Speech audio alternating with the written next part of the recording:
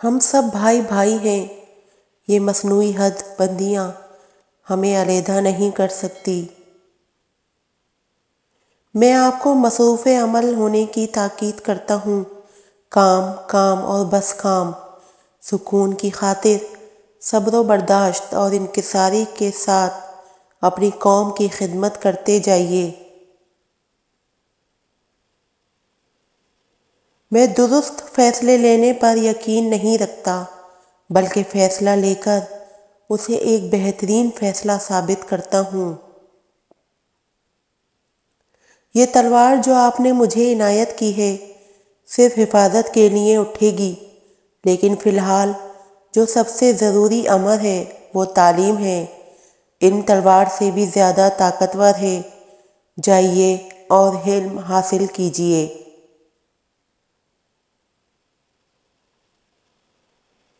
آخر یہ کہنے کا کیا فائدہ ہے کہ ہم سندھی یا پٹھان یا پنجابی ہیں؟ نہیں، ہم سب مسلمان ہیں۔ اسلام نے ہمیں یہی سکھایا ہے۔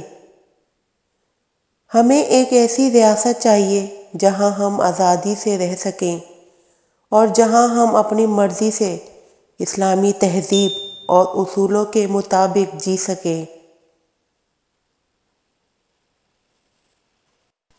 اگر ہم اس عظیم مملکت پاکستان کو خوش اور خوشحال بنانا چاہتے ہیں تو ہمیں اپنی پوری توجہ لوگوں، بالخصوص غریب طبقے کی فلاح و بہبود پر مرکوز کرنی پڑے گی۔ کوئی بھی فیصلہ لینے سے پہلے 100 بار سوچ لو، لیکن جو فیصلہ لے لو اس پہ ڈٹ جاؤ۔ میں اپنا کام پورا کر چکا ہوں۔ قوم کو جس چیز کی ضرورت تھی وہ اسے مل گئی ہے۔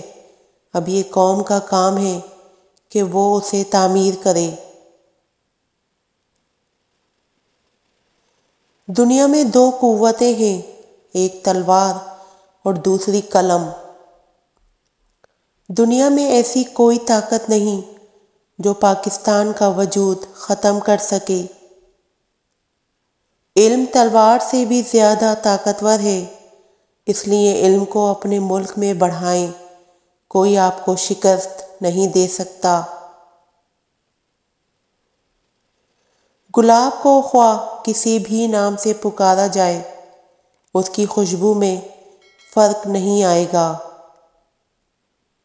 مسلمان جھکنے کے لیے پیدا نہیں ہوا۔ اگر اسے جھکانے کی کوشش کی تو بابر بن جائے گا یا ٹیپو سلطان کی صورت میں نمودار ہوگا، یا مر جائے گا لیکن محکومی قبول نہ کرے گا۔